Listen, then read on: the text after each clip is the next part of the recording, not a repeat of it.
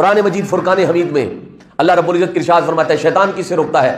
استحوذ علیہم الشیطان فانساہم ذکر اللہ. شیطان صرف اور صرف بندے کو اللہ کے ذکر سے روک لیتا ہے. کس سے روکتا ہے بولیے؟ اللہ کے ذکر سے روک لیتا ہے. اسے پتا ہے اس نے جب اللہ اللہ کرنا شروع کر دی، اب زبان سے اللہ اللہ کر رہا ہے، پھر اگر اس کا دل اللہ کے ذکر میں لگ گیا، اب زبان سے اللہ اللہ کر رہا ہے، مجھے ہتھوڑے لگ رہے ہیں. اب جب دل سے اللہ اللہ کرے گا تو دل خون پمپ کرتا ہے، تو جہاں جہاں خون جائے گا وہاں اللہ کا نور جائے گا، مجھے باہر نکلنا پڑے گا. تو اس کو ذکر سے روک لو کسی طریقے سے. جب یہ ذکر سے رک جائے گا، میں اندر ہی رہوں گا، تو یہ کہاں گا؟ یہ رمضان آئے، شعبان آئے، رمضان آئے، رجب آئے، محرم ہو، ذیقعد ہو، ذی الحج ہو، یہ ویسے کا ویسا ہی ہوگا، یہ بدل نہیں سکتا، کیونکہ اندر تو میں ہوں. وہ شیطان ذکر سے روکتا ہے.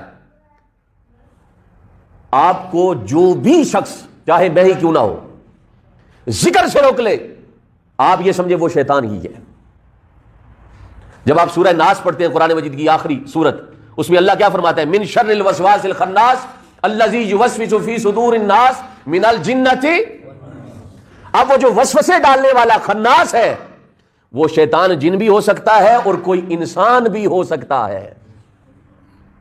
اس کا مقصد ہے کسی طریقے سے اللہ کے ذکر سے روکا جائے. جو بھی ذکر میں رکاوٹ ہے وہ رحمان کا بندہ نہیں ہو سکتا، وہ شیطان کا ساتھی ضرور ہو سکتا ہے. اور فرمایا کہ جو شخص اللہ کے ذکر سے رک جائے، قرآن کہتا ہے اولئک حزب الشیطان. اگر تم نے شیطان کا ساتھی دیکھنا ہے، شیطان کی جماعت دیکھنی ہے، شیطان کا گروہ دیکھنا ہے، تو وہ صرف ایک ہی بات اس کی پہچان ہے. وہ کیا؟ جو اللہ کی یاد سے رک جائے وہ شیطان کے گروہ میں شامل ہو جاتا ہے، وہ شیطان کی جماعت میں شامل ہو جاتا ہے. الا ان حزب الشیطان اولئک هم الخاسرون. اور اللہ فرماتا ہے خبردار، جو شیطان کے گروہ میں شامل ہو جاتا ہے وہ انسان خسارے میں ہے.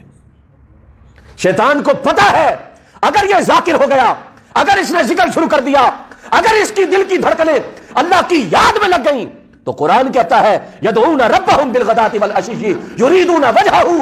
مولا کہتا ہے محبوب جو صبح و شام میری یاد میں لگے رہتے ہیں، اللہ کا ذکر کرتے ہیں، لا الہ الا اللہ کرتے ہیں، الا اللہ کرتے ہیں، اللہ کی صدا بلند کرتے ہیں، یا اللہ کرتے ہیں، یا واحد کرتے ہیں، یا احد کرتے ہیں، یا حی یا قیوم کرتے ہیں، یا ہو کی صدائیں بلند کرتے ہیں. یدعون ربهم بالغداۃ والعشی یریدون وجہہ. اور ذکر کرنے کے بعد مجھ کو مجھی سے مانگتے ہیں. اس کے لیے میرا حکم تیرے لیے یہ ہے محبوب، لا تعد عیناک عنہم. اس ذاکر کو جو ذکر کرنے والا ہے اور اس ذاکرہ کو جو ذکر کرنے والی ہے، ہمیشہ اپنی خوبصورت آنکھوں کے سامنے رکھنا. وہ تیری آنکھ کی پتلی میں رہا کرے. لا تعد عیناک عنہم، ہمیشہ اسے دیکھتے رہا کرو. اب شیطان کو پتا ہے ذکر کرنا شروع ہو گیا تو حضور کی توجہ نصیب ہو جائے گی، تو جسے حضور کی توجہ نصیب ہو جائے پیچھے اسے اور چاہیے کیا؟ اور کیا چاہیے؟ شیطان کو یہ بھی پتا ہے اگر ذکر سے رک گیا تو قرآن ہی کہتا ہے فَأَعْرِضْ عَمَّنْ تَوَلَّىٰ عَنْ ذِكْرِنَا. محبوب اپنے اس امتی کی جانب کبھی بھی توجہ نہ کرنا، اس کی طرف اپنا چہرہ بھی نہ کرنا جو میرا ذکر نہیں کرتا، جو میرے ذکر سے پھر گیا ہے. اب شیطان روکتا صرف اللہ کی یاد سے ہے، اور کوئی نہ کوئی کسی نہ کسی بہانے سے روکتا ہے. اور آپ کو بتاؤں، وہ بعض لوگ ذکر کر رہے ہوتے ہیں لیکن پھر بھی ذکر سے رکے ہوتے ہیں. کیوں؟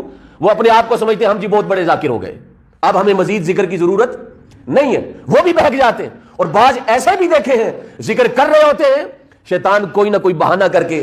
ہر بندے کی اپنی کمزوری ہے.